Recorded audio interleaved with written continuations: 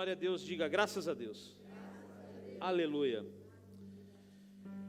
Bom, nós sabemos sobre a Páscoa, que muitos comemoram a Páscoa com o coelho da Páscoa, não é isso? E falam que a Páscoa tem uma referência, né?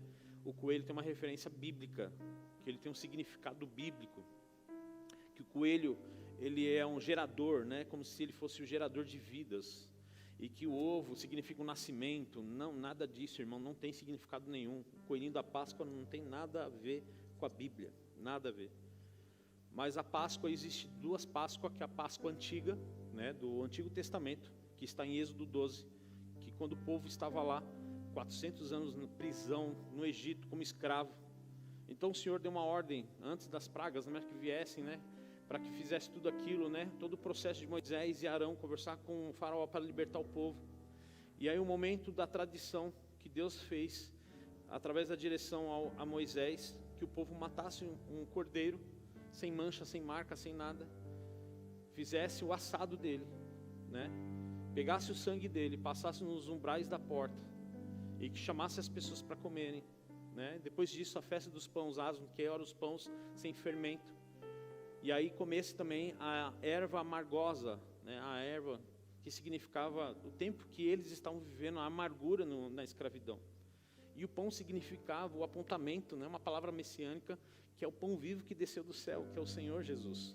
Então era sem fermento, sem mistura, sem pecado, sem marca, sem mancha. Esse pão era o pão que era Cristo. E o sangue do cordeiro estava evitando, né, que o espírito de morte viesse sobre aquelas pessoas que estavam seladas, que receberam o sangue do Redentor. Então, Páscoa significa passagem, pesar, que significa em grego, pesar significa passagem, passar para o outro lado, né? Uma nova história, uma nova vida, libertação. Então, os judeus hoje têm esse tipo de tradição, né? Então a gente olha Domingos de Ramos, né, que são todos esses processos de comemoração, que é a Semana Santa que a gente fala. E aí na passagem bíblica, mostra agora no Novo Testamento que Jesus veio para resgatar a vida da humanidade. E no processo de Páscoa também. Nós estamos olhando as pessoas vivendo, né, totalmente desorientadas da palavra de Deus. Mas quando chega a Páscoa, infelizmente, é uma verdade. Todos começam agora a fazer os seus rituais.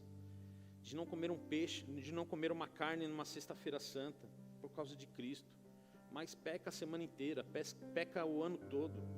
Cada um tem o seu jeito, o seu estilo de servir Deus. Não estou aqui para julgar ninguém, mas não é certo, não é correto.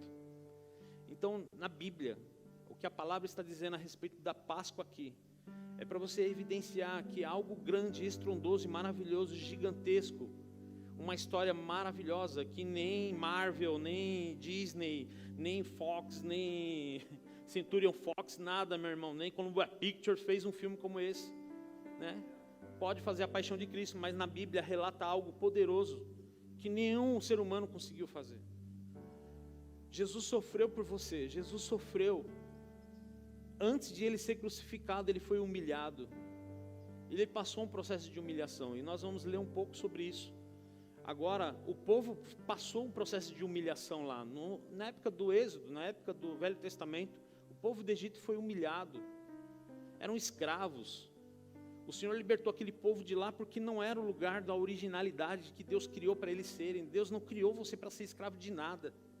Deus não criou você para estar escravo de um pecado.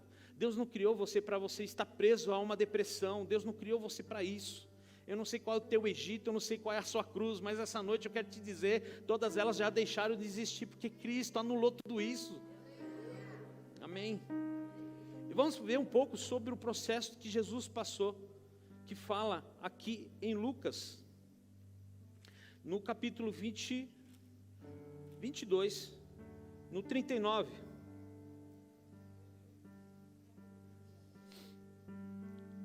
E retirando-se, seguiu como de costume para o Monte das Oliveiras, e os discípulos acompanharam. Chegando ao lugar, Jesus lhe instruiu: orai para que não venhas a cair em tentação. Então ele se afastou deles a distância de um tiro de pedra, e ajoelhou-se e começou a orar: Pai, se quiseres afastar de mim este cálice, entretanto não seja feita a minha vontade, mas a tua. Foi então que apareceu-lhe um anjo do céu, e e que o encorajou. E em grande agonia, orava ainda mais intensamente. E aconteceu que o seu suor se transformou em gotas de sangue caindo sobre a terra. Assim que se levantou da oração e voltou à presença dos discípulos, os encontrou adormecidos, exaustos de tristeza. Exortou-lhe: por que estáis dormindo? Levantai e orai, para que não venhas cair em tentação. Então agora Jesus passa pelo processo da erva amargosa. Ele está experimentando algo amargo na vida dele. Ele não tinha marca, ele não tinha culpa, não tinha nada. Ele já sabia, porque já foi revelado, era uma quinta-feira. Ele já tinha ceiado com seus discípulos, já foi revelado quem ia ser o traidor na quinta-feira.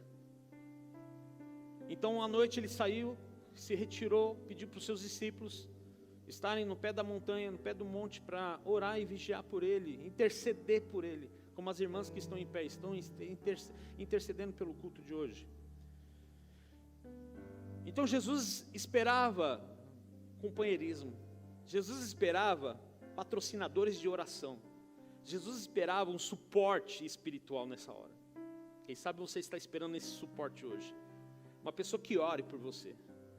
Mas Jesus estava nesse momento com eles, eles andaram com Jesus, e ali passa por esse processo. A agonia veio dentro dele, a tristeza veio dentro dele, experimentando o que eu e você temos experimentado. Só que dele era diferente, porque o que ele estava sentindo dentro dele era pior que você tem sentido quando você vem para a igreja, quando você está na sua casa, quando você olha um boleto, quando você olha o seu computador, quando você olha as suas contas, quando você olha o seu casamento, quando você olha o seu sentimento, é pior. Porque uma pessoa sentou na mesa com ele, uma pessoa ia atrair ele, um cenário ia mudar na vida dele, mas ele entendeu que ele precisava passar por esse processo. A passagem tinha que acontecer, a Páscoa tinha que acontecer, para que você estivesse hoje aqui sentado, para que você estivesse aqui hoje ouvindo, para que você estivesse hoje aqui celebrando em nome de Jesus. Mas era necessário ele passar. A Bíblia fala que na intensidade ele orou com mais força, e o suor veio como sangue.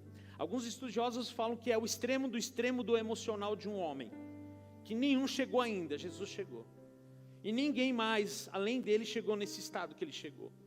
Tamanha dor que ele estava sentindo. E ele não desistiu, ele continuou, ele perseverou, veio a traição, o processo aconteceu e aconteceu tudo o que tinha que acontecer.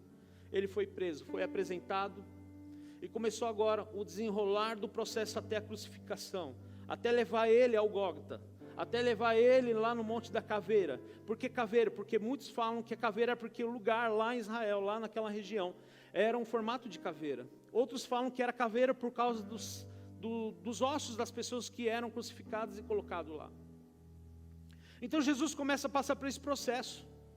Nos livros de Mateus começa agora a mostrar que Jesus, em alguns evangelhos também mostra que Jesus agora, ele passa por um processo de humilhação, porque os homens rasgam suas roupas e começam a lançar sorte sobre a roupa dele, começam agora a vestir ele de outra forma, zombando dele.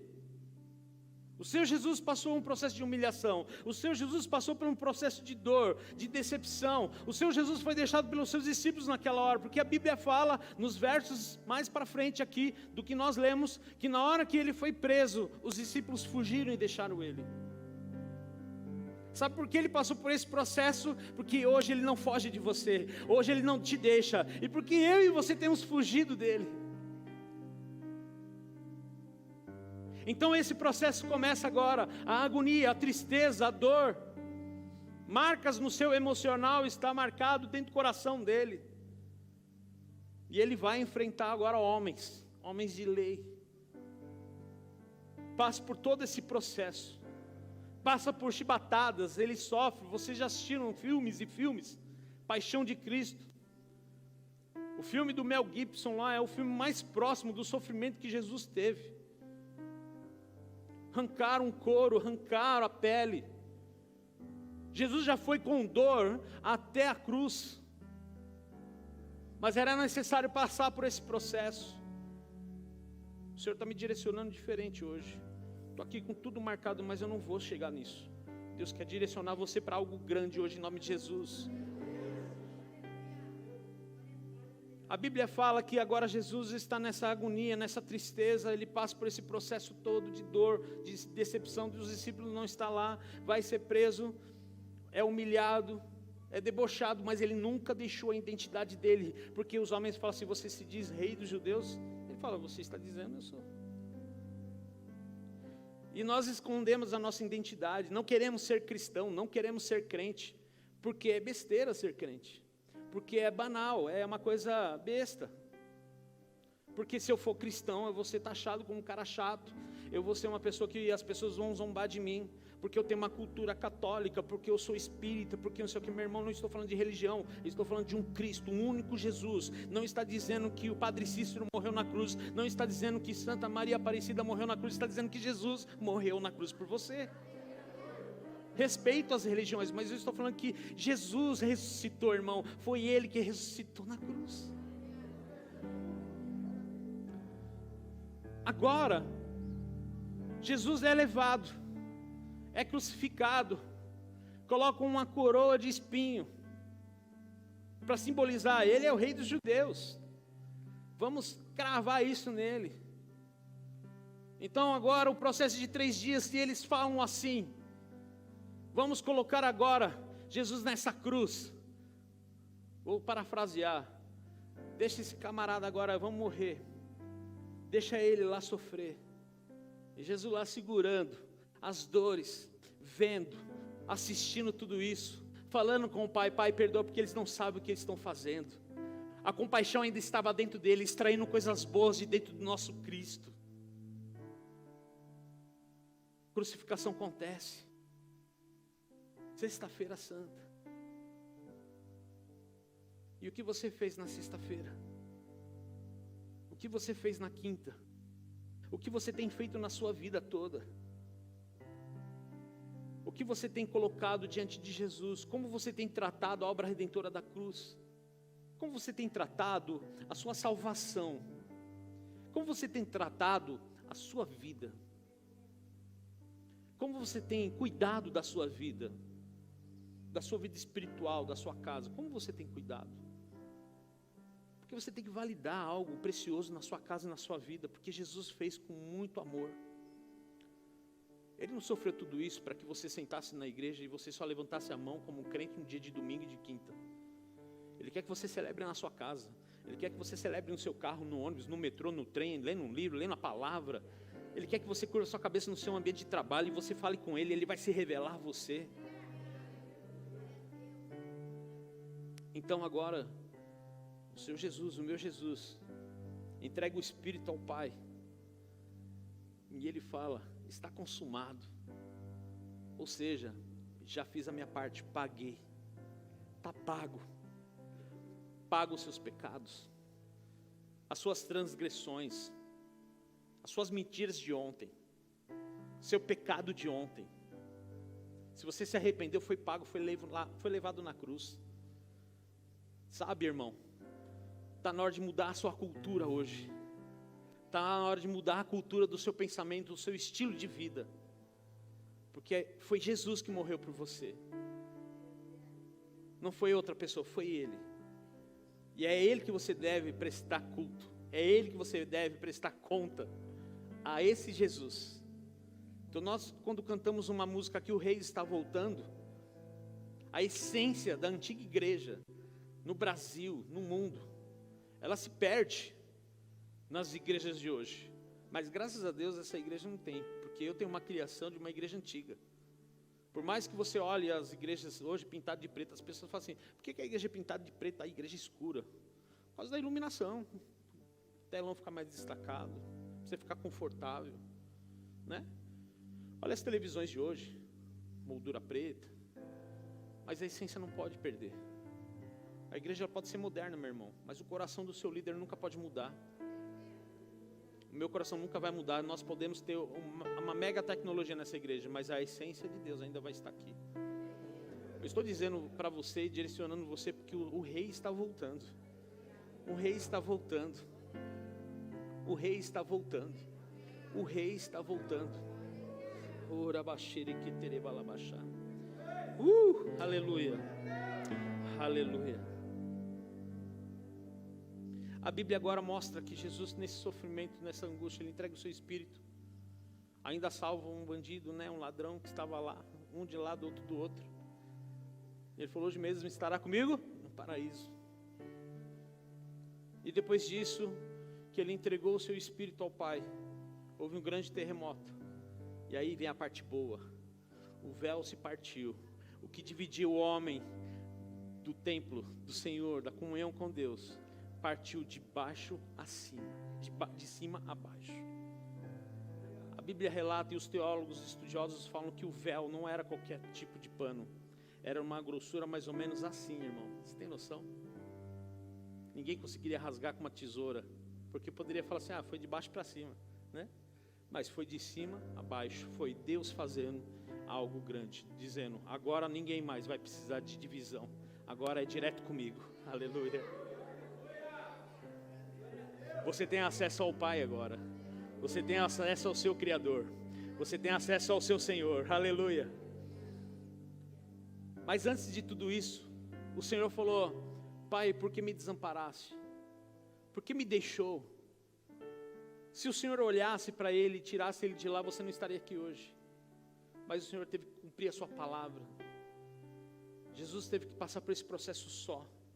Às vezes você está se achando que você está passando por esse processo sozinho.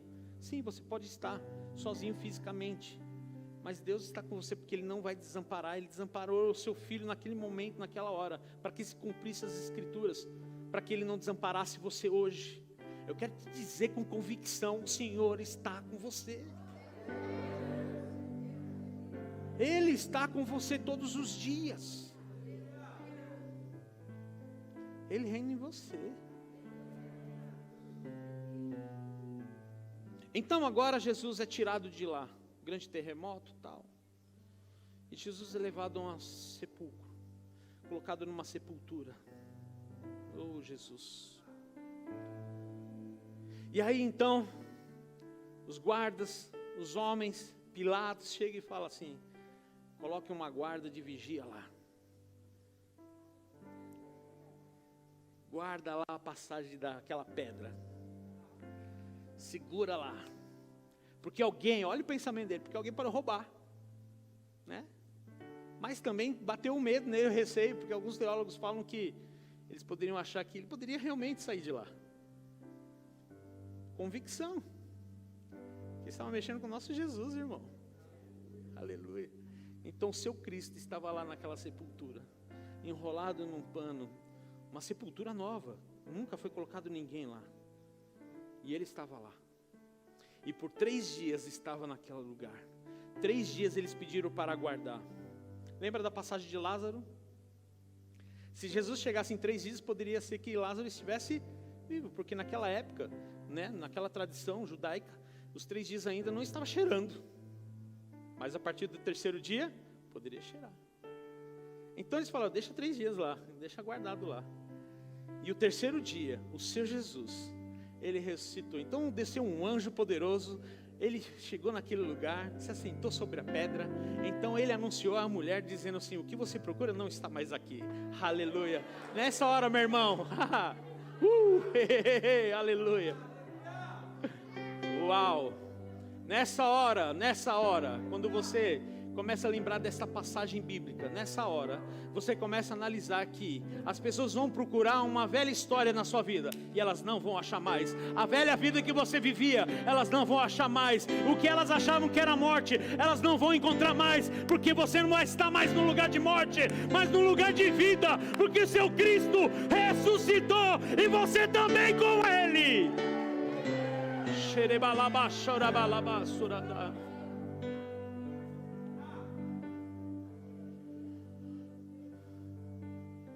O dia de hoje é o dia de ressuscitar sonhos. O dia de hoje é de olhar sepulturas vazias. O dia de hoje é você olhar para o espírito de morte na tua vida e dizer: ei, eu estou com Cristo, Ele ressuscitou. Se Ele morreu, eu morri com Ele. Se Ele ressuscitou, eu também me levantei com Ele.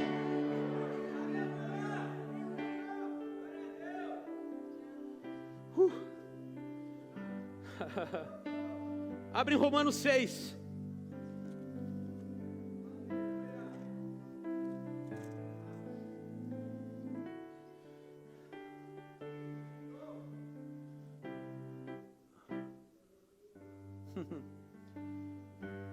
Agora imagina uma pedra removida, pesada. Os guardas tudo dormindo lá. O anjo chegou lá e já botou os caras para tudo dormir. Nem a morte segurou o teu Deus, o seu Cristo. Nem a morte. Ninguém vai poder resistir você todos os dias da sua vida. Você é propriedade de Deus, irmão. É real esse dia de hoje, é real. E eu quero celebrar com você, é real, irmão. O meu Cristo, o seu Cristo não está numa fraldinha na cruz. O meu Cristo, o seu Cristo está no trono da graça. Uau!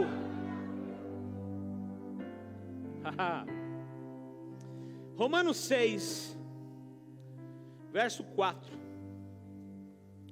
Portanto, para você entender, fomos sepultados com Ele na morte por meio do batismo, com o propósito de que, assim como Cristo foi ressuscitado dos mortos, mediante a glória do Pai, também nós vivamos uma nova.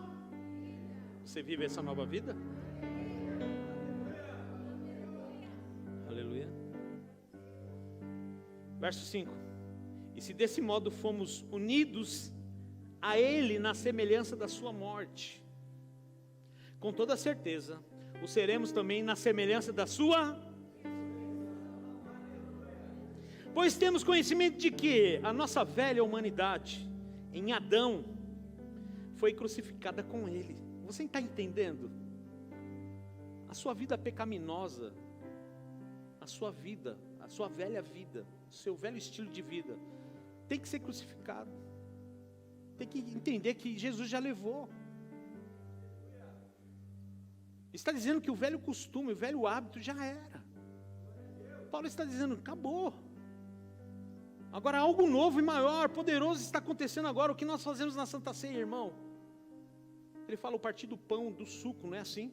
Da celebração da ceia. Fazer isso em memória de mim. Então vamos lá. E com toda a certeza no verso 5, seremos também na semelhança da sua ressurreição. Verso 6, pois temos conhecimento de que na nossa velha humanidade de Adão foi crucificada com Ele, a fim de que o corpo sujeito ao pecado fosse destruído, para que nunca mais venhamos a servir o...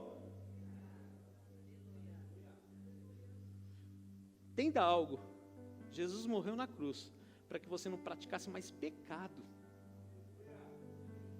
Ou seja, Ele destruiu, Ele não falou assim, ó, eu vou colocar aqui um papelzinho em cima, mas aí, se você quiser, eu tiro o papelzinho aqui que está lá, né? O seu pecado, para você continuar, tá? Vou deixar marcado aqui um asterisco para ter dúvida, né? Não. Ele apagou, Ele destruiu o pecado, Ele destruiu, irmão, Ele destruiu. Ele fez isso para que você não voltasse mais na prática, mas o diabo, ele tem oferecido coisas para você ir buscar e pecar de novo, para você esquecer da obra redentora da cruz, para que o terceiro dia você só coma ovo de Páscoa e esqueça do verdadeiro significado que o meu Cristo deixou um lugar vazio, sepulcro vazio. E diz assim ainda, verso 7, porquanto todo aquele que morreu já foi justificado do... Eu morri, pro velho homem. Eu morri pro velho homem, irmão. Então toda a minha prática do pecado lá foi destruída pela obra redentora de Cristo. Agora eu sou uma nova criatura em Cristo. Eu tenho o privilégio de falar no dia de hoje, domingo de Páscoa, que o meu Cristo vive. Verso 8. E mais, se morremos com Cristo, cremos também que com Ele, pois sabemos que havendo sido ressuscitado dos mortos, Cristo não pôde morrer novamente, ou seja, a morte não tem mais qualquer poder sobre ele. Não tem com ele, não tem com você, não tem com ninguém. Aqueles que estão em Cristo, a morte não tem poder sobre a igreja, não tem poder sobre a sua casa, a morte não tem poder sobre a sua parentela. Se ela crê que Cristo é o Senhor, não tem mais poder, porque agora a autoridade de Cristo está sobre a minha vida. No dia de hoje, meu irmão, há uma autoridade sobre a minha vida. Eu e você nos levantamos como embaixadores de Cristo, aleluia. Verso 10, porque o morrer para o pecado, morreu de uma vez por todas, para que o pecado, todavia, quando ao viver, viva para Deus. Verso 13, não leu 11, assim desta mesma maneira, considerai-vos mortos para o pecado, mas vivos para Deus em Cristo Jesus. Gálatas 2:20. Está entendendo aí?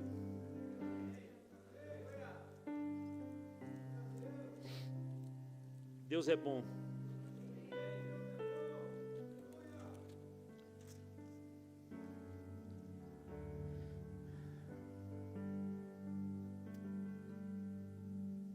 Fui crucificado juntamente com Cristo.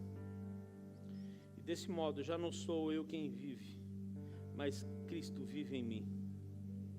É a nova vida que agora vivo no corpo, e vivo-a exclusivamente pela fé no Filho de Deus, que me amou e se sacrificou por mim.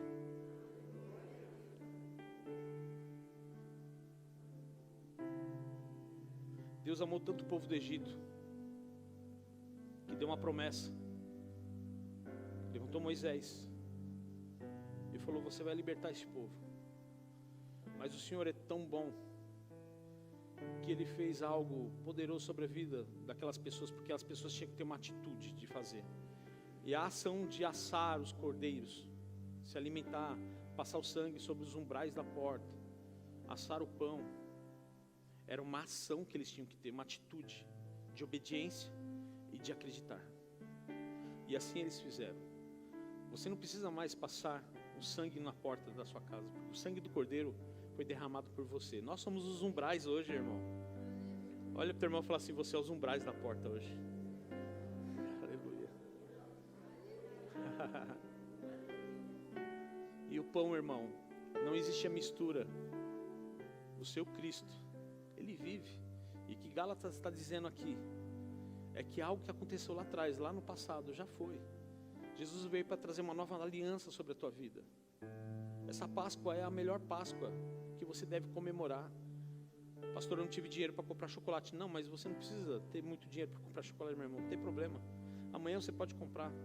Não fique preocupado porque você não comemorou a Páscoa como dos outros anos, porque você não tem um ovo, porque você não tem uma caixinha de chocolate. Mas você está aqui hoje celebrando a verdadeira Páscoa. Eu quero te dizer, eu quero te ativar dentro do teu espírito que o seu Cristo vive. Que Ele está pronto para ser ativado através da sua palavra, da sua adoração, da sua celebração. Quando você fala, o céu se move de uma forma sobrenatural. Você está dizendo aqui, irmão, em Gálatas 2, no verso 20, fui crucificado juntamente com Cristo. Eu fui. Paulo está dizendo: eu fui, você foi. Diga para o irmão, fala assim: eu fui. Aleluia. E desse mesmo modo, já não sou mais quem vive, mas Cristo vive.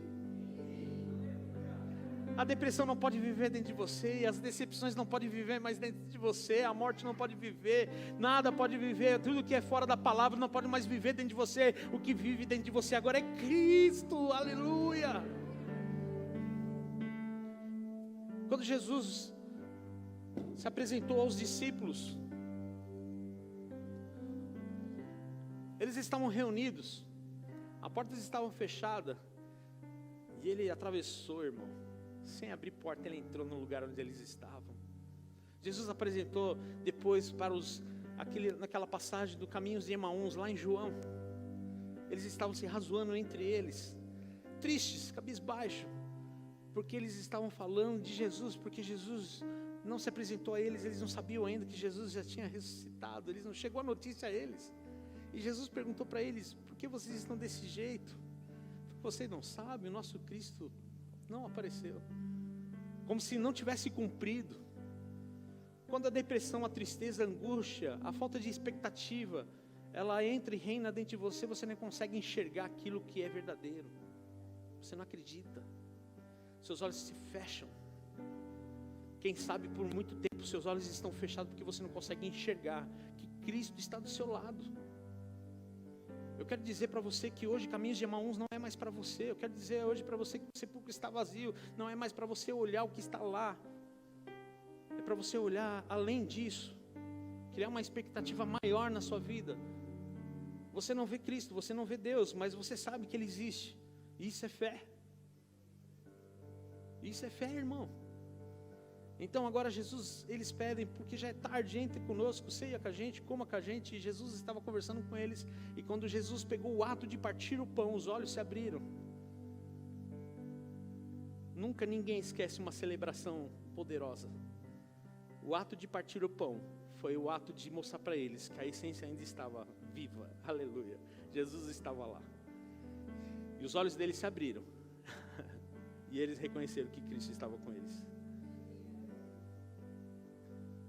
Sabe, eu não sei qual é o partir de pão que você precisa para você enxergar que Jesus está do seu lado, irmão. Eu não sei como você está, se você acha que Jesus ainda não te ouve, eu não sei como você está, eu não sei como tem sido o seu mês, eu não sei como tem sido a sua semana. Você pode ter colocado no teu coração aí, falou assim, ninguém me ajuda, Deus não me ouve. Você já pode ter passado por várias igrejas, você teve decepções em outros ministérios, pessoas não te valorizaram. São homens, ame elas, não julgue as pessoas, não se decepcione por causa disso. Jesus não merece isso não, irmão.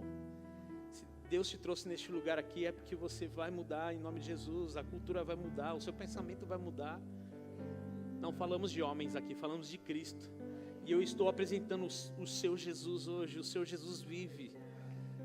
Amém. O leão da tribo de Judá está aí, irmão. Olha aí a imagem maravilhosa. A cruz está vazia e o leão vive. Uau!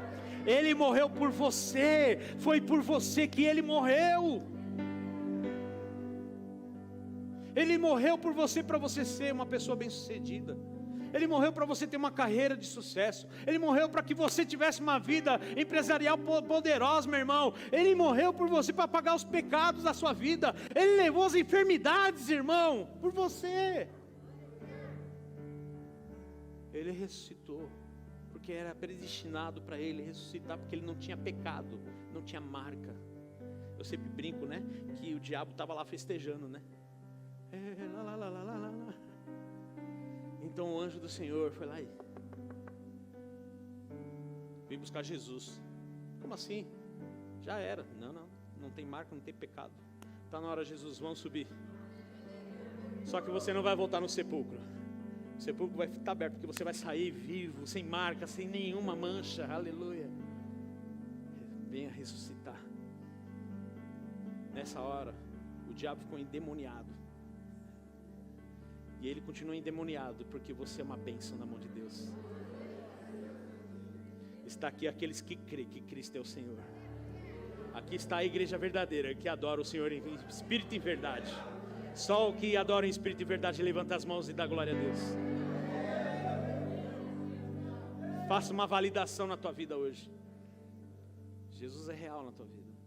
Mas se você ainda tomou uma decisão na sua vida, está afastado de Jesus e quer aceitar Jesus, você tentou de tudo. Eu até brinco aqui na igreja, vou falar de novo, né? Já tentei de tudo. Fui criado na igreja evangélica, Ministério Belém, né? Fui criado. Foi muito bom, família de pastores, né? Meus avós, meu avô, pai do meu pai, presbítero da Assembleia de Deus, mais de 60 anos. Aprendeu a tocar violão e clarinete sozinho, tocava na orquestra de São Caetano. O meu avô, que é vivo até hoje, que é o padrasto da minha mãe, pastor, tem 94 anos, né? Nunca estudou, não fez escola. É professor de teologia. Dá para entender, irmão? Deus inspira aquele que crê. Meu pai serviu a casa, perdi meu pai ano passado. Vai fazer 1 ano agora em maio. É maio, né? Serviu a casa do Senhor, Igreja Batista Nova Vida, Bispo Isaac. 35 anos de diaconato. com excelência. E eu fora da igreja, buscando os recursos para me trazer prazer, me preencher. Mas quando eu conheci essa mulher linda e maravilhosa aqui, eu falei, Deus me presenteou que nem o Chico, né? Falou assim, você pede, quando você pede, né, para Deus, assim, Deus manda o melhor mesmo, né, irmão? Mandou uma mulher linda, que dirige, que na época eu falava assim, né? Quero uma namorada que dirija carro, né? Aí eu chegava na Coab lá, os caras falavam, ó, tá, a mina dirige, mano. E pastor ainda. Falei, eita, agora tem que andar na linha, né? Deus me presenteou com uma família linda, os filhos maravilhosos. Mas eu tentei de tudo. Na raiz evangélica. Mas eu estava perdido. Para mim, Páscoa era feriado para curtir, viajar, fumar droga e já era. Até falei, né, que até Santo Daime já fui lá tomar chá lá para ficar loucão. Então, eu me senti um cara vazio.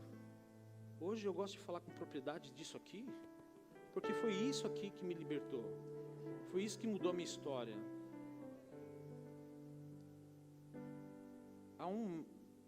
Começo do mês, o Senhor tem me acordado nas madrugadas, eu compartilhei com a minha esposa e algumas pessoas aqui. O Senhor tem me chamado, por volta das 3, 4 horas da manhã, eu levanto, vou no banheiro, e o Senhor tem falado assim para mim, arruma a sua casa. Arruma a sua casa. Arruma a sua casa. Foram 15 dias na sequência, arruma a sua casa. E teve um dia que eu estava indo para São Caetano do Sul, e o Espírito Santo falou comigo no carro, ligue para 2 pessoas, e peça perdão para essas 2 pessoas. E aí você pensa que você não tem nada, que está tudo beleza. Eu liguei para essas 2 pessoas, e eu lembrei do que era, e eu pedi perdão para essas 2 pessoas. Está tudo bem. Comecei a falar em línguas no carro, chorando, que nem uma criança de soluçar. Fui para São Caetano, executei o serviço, voltei, continuei falando com Deus. E aí, de quarta para quinta, Deus trouxe uma palavra no meu espírito, que era o combustível espiritual. E o Senhor falou assim, arruma a minha casa. E aí o Senhor começou a falar algumas coisas no meu espírito também, durante esse período. E eu via papéis, passando algumas coisas minha, pessoal, para o nome da minha esposa, da empresa, passando para ela. Eu falei, será que eu vou partir? Tudo é possível, né, irmão? Então, quando entrou a semana de Páscoa, eu fiquei muito atento a tudo. Eu me desconectei do evento de Páscoa do coelho. Mas não deixa a sua criança, né, perder essa essência, porque é bom para eles. É gostoso, mas ensina que a verdadeira Páscoa é de Cristo. Mas deixa ela viver esse momento, como eu sempre deixei meus filhos viver o momento do Natal, de Papai Noel, Páscoa e tal. Mas eles nunca se apegaram a isso. Mas é legal, né? E eu fui orando a Deus em relação a isso. E ontem uma conversa com um rapaz da igreja sobre isso. E ele falou algo que mexeu no meu espírito. E eu fiquei assim, agitado ontem. Tive um momento assim, sabe, de preocupação física. Eu desci até a cozinha. E aí quando eu fui tomar um antialérgico, e foi uma verdade que ele falou: Deus está querendo você na casa do Pai, aqui, mais frequente, mais intenso, 100% na obra. De repente Deus está fazendo você passar para ela as responsabilidades da empresa, para você ficar na casa, porque a casa está crescendo. Arruma a casa do Pai, arruma a casa do Senhor. Ninguém pode governar a casa do Pai se não arrumar a sua primeiro, não é? Então eu comecei a arrumar a minha casa. Se tiver mais alguma coisa, Ele vai me revelar. Por mais que você ache que você não tem coisas, você tem coisas para arrumar, irmão.